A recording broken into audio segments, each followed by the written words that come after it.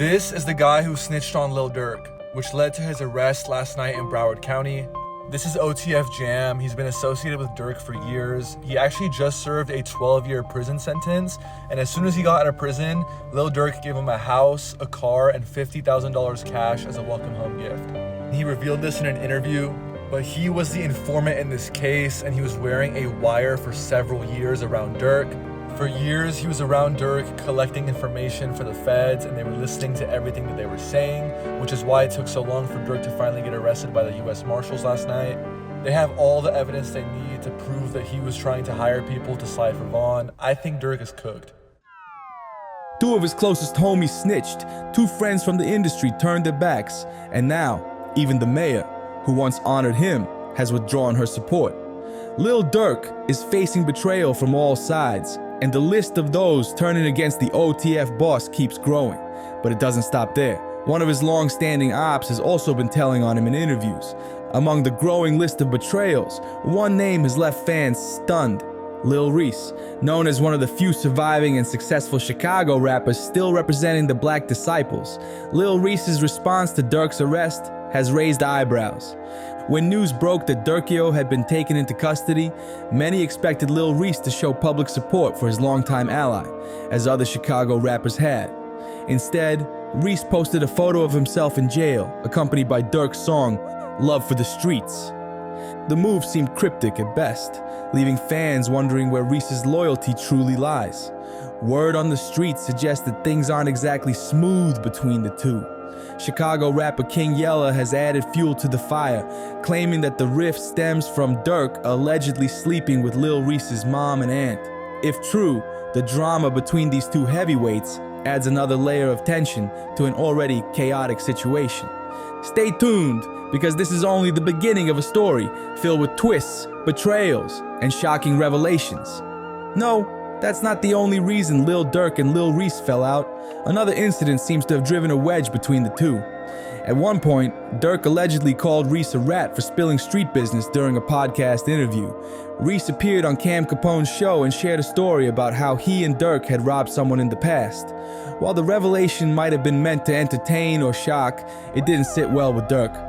According to sources, after the interview aired, Durk unfollowed Reese on social media, sparking rumors of tension between the two. Given that both rappers have had their share of legal troubles, many expected Reese to publicly support Durk during his latest arrest.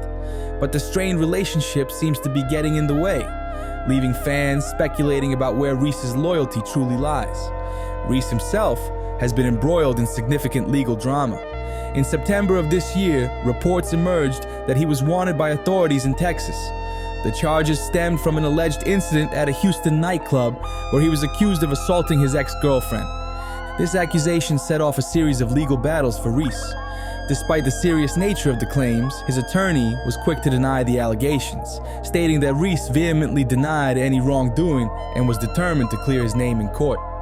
But the trouble didn't stop there. In July, Reese was arrested in Los Angeles for alleged misconduct. Though the details of the incident remain unclear, Reese was released shortly after posting a $100,000 bail. With his own legal issues piling up, Reese's public silence on Durk's situation has raised eyebrows.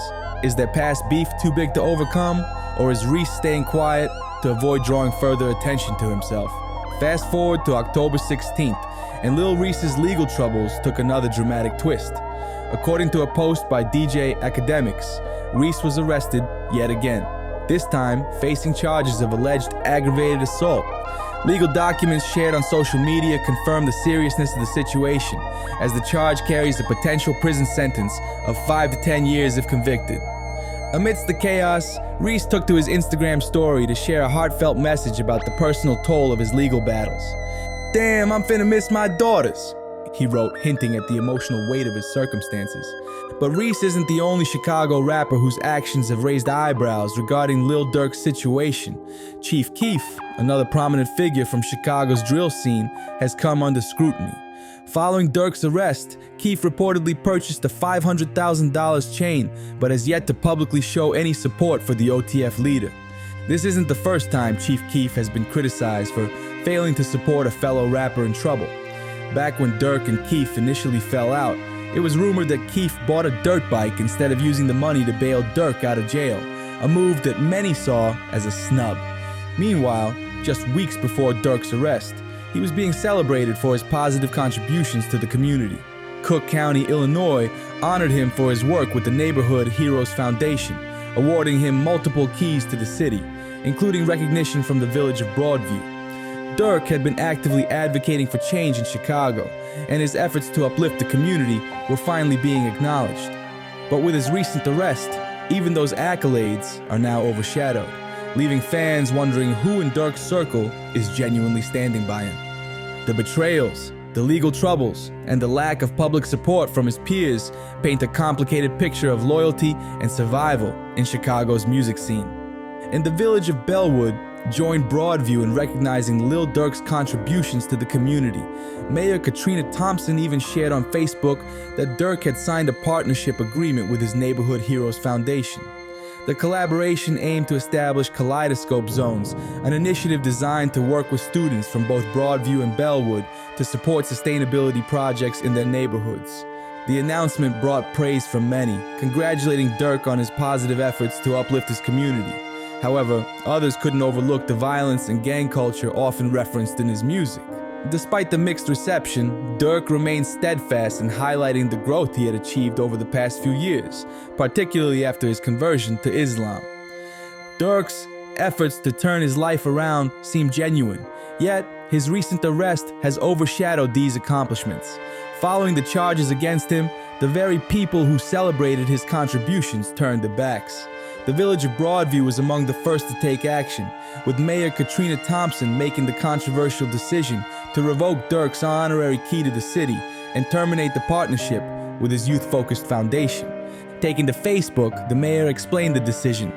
While the American system of justice grants everyone the presumption of innocence until proven guilty in a court of law, in the village of Broadview, the court of public opinion of residents has even higher moral and ethical standards of behavior. Our public partners must also reflect the same uncompromising standards demanded by our residents. She continued. Given the news that Lil Durk has been arrested in Florida and charged with murder for hire, the village of Broadview is withdrawing our honorary key to the village granted to Durk and is terminating our partnership agreement with his youth organization, Neighborhood Heroes Foundation. As mayor, protecting Broadview's interests and upholding the values of residents is job number one. According to fans, Mayor Katrina Thompson's decision to revoke Lil Durk's honorary key felt like throwing him under the bus, seemingly confirming his guilt before he even had his day in court. Critics argue that the mayor distanced herself from Durk to protect her public image, ensuring her association with the rapper wouldn't affect her standing with residents. But the backlash didn't stop there. Quando Rondo also made headlines when he broke his silence on Durk's arrest. At first, fans thought Quando's response was a noble gesture. However, upon closer inspection, many believed the rapper subtly threw Durk under the bus, hinting that the charges against him might be true. The Georgia rapper offered a perspective that surprised fans and critics alike. Preaching forgiveness and positivity, Quando urged his peers to leave behind the cycle of violence that has claimed so many lives. His message resonated deeply, especially when paired with his new track, Life Goes On. In the song, Quando reflects on his decision to step away from violence and embrace religion. Beefing with the same color on my skin, same color of the hammer, young ass down here beefing about the color of a bandana. That's why I put my flag down and I picked up a Quran, because life goes on. The track's introspective tone was reinforced by a public statement Quando shared on Instagram. His message of healing and growth took many by surprise. We didn't get into this music industry to make it just to stay caught up in street asterisk Quando wrote. We all have families and communities counting on us. It's time to leave all that behind. We've already lost so much, and it's heavy on my heart to forgive anyone I had issues with in the past. His words struck a chord with fans, offering a glimmer of hope amidst the ongoing chaos. However, some questioned the timing of his statements, suggesting that they were more self-serving than sincere. Whether genuine or calculated, Quando's shift toward forgiveness and self-reflection paints a stark contrast to the tension and violence that have long defined his relationship with Durk and others in the industry. It's all love from me. Praying for everyone. Quando Rondo's post read, fans speculated that his message was directed at Lil Durk, and many took his words of forgiveness as a subtle confirmation of Durk's guilt. But Quando isn't the only one whose actions have stirred the pot. OTF Jam's alleged betrayal has become one of the most talked about scandals surrounding Durk and the OTF crew. For those who don't know, OTF Jam is the guy accused of betraying Lil Durk and the OTF gang by allegedly wearing a wire to record confessions from OTF members about criminal activities. The allegations first came to light when King Yella, a well-known Chicago GD rapper and longtime OTF rival, broke the news on social media.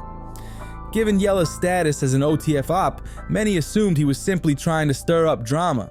However, the situation took a strange turn when OTF Jam himself addressed the allegations. Instead of denying them outright, his response left fans scratching their heads. Taken to social media, Jam told fans to stop accusing him unless they had concrete proof. KCJ Hester, aka OTF Jam, is my real name. Until you see that name on the paperwork, don't at me, he posted. This cryptic response only fueled speculation, as no OTF members came forward to co-sign him or defend his name. The silence from the rest of the crew was deafening. While they were all vocal on social media, screaming, "Free Durk," none of them showed public support for Jam. The tension escalated further when Jam accused Lil Durk himself of snitching on him. Jam took to social media to claim that Durk had labeled him a rat in one of his tracks. Durkio snitched on me in his song, calling me a rat or a snitch. But asterisk, rappers snitch on themselves all the time. Jam posted. He was referring to the track Back Again, where Durk raps, "Jam, get out that jam. I give him 50, ain't gotta ask again." He was catching murders way back then. That's when the plot thickened. OTF Jam, who had been released in February 2022 after serving 12 years for attempted murder, found himself in the spotlight again. Upon his release, Jam confirmed that Lil Durk had given him $50,000 to help him get back on his feet. However, that generosity would soon be overshadowed by accusations of betrayal. Things began unraveling when the feds reportedly started targeting Jam after hearing Durk rap about him catching bodies. According to Jam, the lyrics painted a target on his back. "Who snitched on who? He snitched on me on a song. Police all up on me after that. Oh, he catching murders. Let's get him," Jam posted on social media, venting his frustration.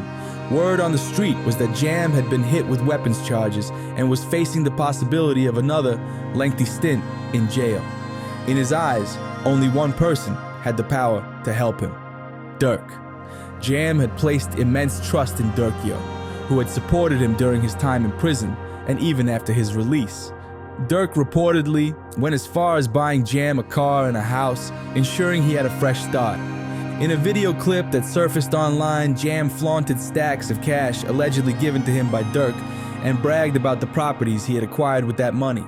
Despite these gestures, rumors began circulating that when Jam was arrested again, Durk refused to pay for his lawyer or bond.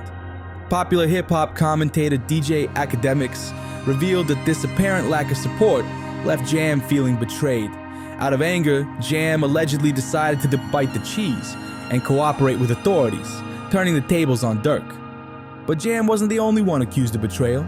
Brick Baby, another OTF associate, found himself in hot water when rumors of his involvement in the Quando Rondo situation surfaced. Wack 100, a well-known figure in hip-hop circles, claimed that according to the indictment, one or more co-conspirators, including co-conspirator 4, had learned Quando Rondo was visiting California and staying in a hotel in Los Angeles. It seems like co-conspirator 4 was the one dropping Quando Rondo's locations. According to Wack 100, the world initially believed the Atlanta shooting that nearly killed Quando and claimed the life of his cousin was a drug deal gone bad involving Armenians or Persians. However, new revelations have painted a very different picture. In February 2023, Brick Baby took to social media and made a bold declaration: "No one can say OTF didn't slide for Von." This statement sent shockwaves through the hip-hop community as it hinted at direct retaliation for King Von's death. In the video, Brick Baby claimed that OTF had indeed avenged Von by taking out Quando Rondo's cousin, but that wasn't the end of it. Brick Baby further incriminated himself by hopping on a track and spilling even more details. In his song Not Enough, he rapped, "He was Durkin trying to hit, now he in a blunt. We dropped the 100 shots, go dig your partner up." He continued with, "The last one we turned into a pack, we got 1 million plus." These lyrics caught the attention of the feds, sparking a deeper investigation. In March 2023, Brick Baby was picked up by federal agents. Initially, it was believed that he had been arrested on a gun charge. However, it soon became apparent that the feds were after his cell phone, which they believed contained critical evidence. But the story doesn't end there. After the Atlanta shooting, the feds reportedly informed Quando Rondo that the gang he was representing, the Rollin' 60s Crips, may have set him up. This revelation added a shocking twist to an already chaotic narrative. It turns out, Brick Baby and Quando Rondo were repping the same gang, the Rollin' 60s Crips. When Quando landed in Atlanta, he reportedly checked in with his gang for protection. However, things took a shocking turn after the Atlanta shooting that claimed the life of Quando's cousin. Speculation arose that Brick Baby, despite being in the same gang, may have leaked Quando's location to his ops. Following the incident, Quando took to social media to denounce his gang, accusing them of failing to have his back when he needed them most. This revelation left fans questioning whether loyalty exists within these tightly knit groups, or if self-preservation always wins out. But Brick Baby isn't the only OTF affiliate whose actions have come under scrutiny. OTF Boona's story is equally wild and raises plenty of eyebrows. Despite being sentenced to 8 years in prison for serious charges, Boona served only 15 months before being released, sparking widespread speculation about the circumstances surrounding his early freedom. Known for his unwavering loyalty, Boona has often been described as Lil Durk's mud brother. His role in Durk's crew is significant, with many believing he serves as the rapper's muscle. Earlier this year, a viral video showed Boona protecting Durk during a festival performance when a fan got a little too close for comfort. However, his closeness to Durk hasn't kept him out of trouble. Boona's life took a dramatic turn in March 2021 when he was involved in a violent incident at Cumberland Mall in Atlanta, Georgia. He was detained on 4 felony charges of aggravated assault with intent to murder following a chaotic shooting in the mall's parking lot. Reports allege that Boona exited an SUV and opened fire on another vehicle, triggering a gunfight that left 4 people injured, including a 6-year-old boy who was struck by a stray bullet. Miraculously, all victims survived their injuries, but the severity of the situation drew significant attention. Boona's connection to the crime was established after he dropped his phone at the scene. The phone's contents led to a search warrant, revealing social media activity that implicated him in the shooting.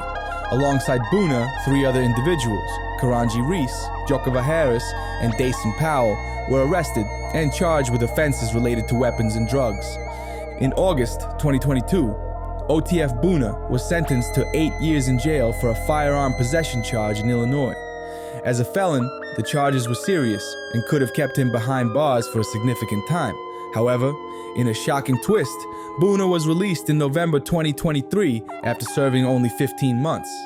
This early release has sparked widespread speculation. Did Boona betray Lil Durk for his freedom, or was he being manipulated by the feds to help build a case against Durk? The situation raises many questions, especially since Boona still has the Atlanta case hanging over his head. Whatever the truth may be, the circumstances surrounding his release are undeniably suspicious. But Boona isn't the only one tied to troubling allegations against Durk. FBG Butter, a rival of OTF, has been vocal about exposing what he claims are Durk's dark secrets. According to Butter, Lil Durk was responsible for the death of his close associate, FBG Duck. After Duck was tragically shot and killed in Chicago, federal investigators revealed that King Von may have placed a $100,000 bounty for the hit. This led to rumors that someone within O-Block had been cooperating with the feds, revealing that the person who paid for the hit also rewarded the killers with custom-made O-Block chains. A video later surfaced on YouTube showing King Von gifting O-Block members custom chains, seemingly supporting the theory. However, FBG Butter claims that it wasn't King Von who ordered the hit, but Lil Durk. Butter alleges that Durk funded the operation and personally paid the killers. To back his claims, Butter pointed to the suspect's arrest footage, suggesting that key details were being overlooked. According to him, Muwap and C. Murda, two of the suspects, weren't arrested in O-Block, raising questions about how and where they were apprehended. It turns out that Muwap and C. Murda weren't arrested in O-Block as initially assumed, but at a private hangar, a revelation that raises even more questions. After all, no regular O-Block gang member could afford to charter a private jet. The timing adds another layer of intrigue. At the time of their arrest, King Von was already dead. This leaves one likely person with the financial means to fly Muwap and C. Murda on a private plane: Lil Durk. While fans and critics debate Durk's involvement, one of his most vocal detractors, Charleston White, hasn't held back in expressing his views on the rapper's arrest. In a recent interview, Charleston White stirred up controversy by calling Durk's detainment a victory for Black Americans. His comments have sparked heated debate, drawing both praise and criticism from across the board. According to White, Durk's arrest marks a win for those who love rap but oppose the violence often glorified in drill music. He didn't mince words, labeling Durkio as a demonic force, responsible for spreading the negative influence of drill music across the country. White's perspective is rooted in his belief that high-profile arrests like Durk's can serve as a wake-up call for the Black community. He argues that the glorification of crime and violence in hip-hop culture has had a devastating impact, particularly on impressionable young listeners. While some see White's comments as a valid critique of the culture surrounding drill music, others view his remarks as opportunistic and unnecessarily harsh. Regardless of which side you're on, White's statements add another layer of controversy to an already polarizing situation. According to Charleston White, the arrest of a prominent artist like Lil Durk signifies the end of drill music as we know it. White has been relentless in his criticism of Durk, targeting him for years with bold accusations and taunts. At one point, White even claimed that Durk had snitched on King Von to avoid an attempted murder charge in 2023. When word got back to White that Durk was allegedly looking for him over these remarks, the outspoken community activist didn't back down. In fact, White escalated the feud, taking to social media to mock Durk.